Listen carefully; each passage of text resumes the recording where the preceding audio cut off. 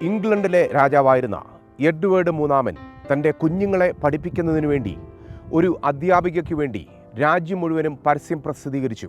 രാജകൊട്ടാരത്തിൽ വന്നു നിന്നുകൊണ്ട് രാജാവിൻ്റെ കുഞ്ഞുങ്ങളെ പഠിപ്പിക്കുക എന്ന് പറയുന്നത് സ്വപ്നതുല്യമായ ജോലിയാണ്. ഈ ജോലി ഏറ്റെടുക്കുവാൻ തയ്യാറായി അനേക യോഗ്യതയുള്ളവർ രാജകൊട്ടാരത്തിലേക്ക് അപേക്ഷകൾ അയച്ചുകൊണ്ടിരുന്നു. ടീച്ചറെ തെരഞ്ഞെടുക്കുന്നതിനു വേണ്ടി ഒരു ദിവസം പ്രഖ്യാപിച്ചു. തെരഞ്ഞെടുക്കപ്പെട്ടവരായ അനേക രാജകൊട്ടാരത്തിൽ വന്നു.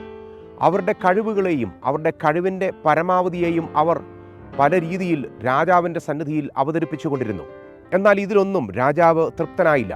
അതേസമയം സ്കോട്ട്ലൻഡിലെ വളരെ പ്രഗത്ഭയായ ഒരു ടീച്ചറെക്കുറിച്ച് രാജാവ് കേൾക്കുവാനിടയായി. സ്കോട്ട്ലൻഡിലെ ടീച്ചറെ രാജാവ് തൻ്റെ കൊട്ടാരത്തിലേക്ക് വിളിച്ചു വരുത്തി. ആ ടീച്ചറെ രാജാവിന് ഇഷ്ടപ്പെട്ടു. രാജാവ് പറഞ്ഞു, ഞാൻ നിന്നെ നിയമിക്കുകയാണ്. എൻ്റെ കുഞ്ഞുങ്ങളെ ഈ കൊട്ടാരത്തിൽ നിന്നുകൊണ്ട് പഠിപ്പിക്കുവാൻ ഞാൻ നിന്നെ തെരഞ്ഞെടുത്തിരിക്കുന്നു. എന്നാൽ ആ സ്ത്രീ ഇങ്ങനെയാണ് മറുപടി പറഞ്ഞത്, രാജാവേ, രാജാവിൻ്റെ കൊട്ടാരത്തിൽ നിന്നുകൊണ്ട് രാജകീയമായ വിദ്യാഭ്യാസം നൽകുന്ന ഈ ജോലി സ്വപ്നതുല്യമാണെങ്കിലും എൻ്റെ കഴിവുകളോ എൻ്റെ യോഗ്യതകളോ വെച്ചുകൊണ്ട് എനിക്ക് ഈ ഒരു ദൗത്യം ചെയ്തെടുക്കുവാൻ സാധ്യമാവുകയില്ല. എന്നെ ഈ ജോലിയിൽ തെരഞ്ഞെടുക്കരുതേ. രാജാവ് ആ സ്ത്രീയെ അപ്പോൾ തന്നെ അപ്പോയിന്റ് ചെയ്തു എന്നുള്ളതാണ് ചരിത്രം. ഇതിനു മുൻപ് വന്നവരെല്ലാവരും അവരുടെ സാമർഥ്യത്തെ എങ്ങനെയെങ്കിലും തെളിയിക്കണമെന്ന് ആഗ്രഹിച്ചപ്പോൾ ഇതാ ഒരാൾ വന്ന് നിൽക്കുന്നു, എനിക്ക് കഴിവില്ല എന്ന് പറഞ്ഞുകൊണ്ട്.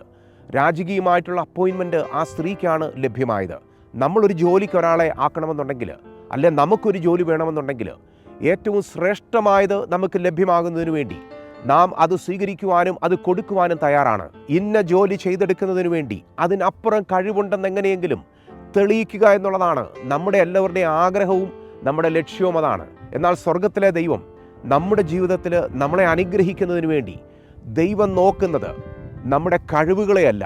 നമ്മൾ എവിടെ താഴുവാൻ തയ്യാറാകുന്നു, നമുക്ക് എവിടെ കഴിവില്ല എന്ന് നമ്മൾ അംഗീകരിക്കുവാൻ തയ്യാറാകുന്നു, നമ്മൾ എവിടെയാണ് ബലഹീനരെന്ന് നമ്മൾ ദൈവസന്നിധിയിൽ ഏറ്റുപറയുന്നു, ആ സ്ഥലങ്ങളിലാണ് ദൈവം നമ്മളെ ഉപയോഗിക്കുന്നത്. ഒരുപക്ഷെ നിങ്ങളുടെ ജീവിത സാഹചര്യത്തിൽ നിങ്ങളുടെ ചുറ്റുമുള്ള എല്ലാവരെക്കാളും ഒരു പടി താഴെ നിന്ന് ഒരു പടി കഴിവ് കുറഞ്ഞ ഒരു വ്യക്തിയാണെന്ന് നിങ്ങൾ സമ്മതിച്ചു കൊടുക്കുന്ന ആ നിമിഷമാണ് ദൈവം തൻ്റെ അപ്പോയിൻമെൻറ്റ് ലെറ്റർ നമുക്ക് നൽകുന്നത്. ഈ കഴിവ് കുറഞ്ഞ ഒരു പോയിന്റിൽ നമ്മൾ എത്തിച്ചേരുന്നതിന് വേണ്ടി, നമ്മളെ അവിടെ എത്തിക്കുന്നതിന് വേണ്ടിയാണ് ദൈവം നമ്മളെ ചില പരിശോധനകളിലൂടെ കടത്തിവിടുന്നത്. ആകയാൽ ദൈവം പറയുന്നത് എങ്ങനെയാണ്? ബലമുള്ളതിനെ ലജ്ജിപ്പിക്കുവാൻ ബലഹീനമായതിനെ ദൈവം തെരഞ്ഞെടുത്തു.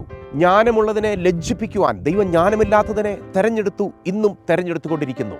എൻ്റെ കൃപ നിനക്ക് മതി എന്ന് ദൈവം വീണ്ടും നമ്മളോട് ആവർത്തിച്ചുകൊണ്ടിരിക്കുകയാണ്. ആകയാൽ പതറിപ്പോകാതെ ദൈവകൃപയിൽ ആശ്രയിച്ചുകൊണ്ട് മുന്നോട്ട് പോകുവാൻ ദൈവം നമുക്ക് കൃപ നൽകുമാറാകട്ടെ.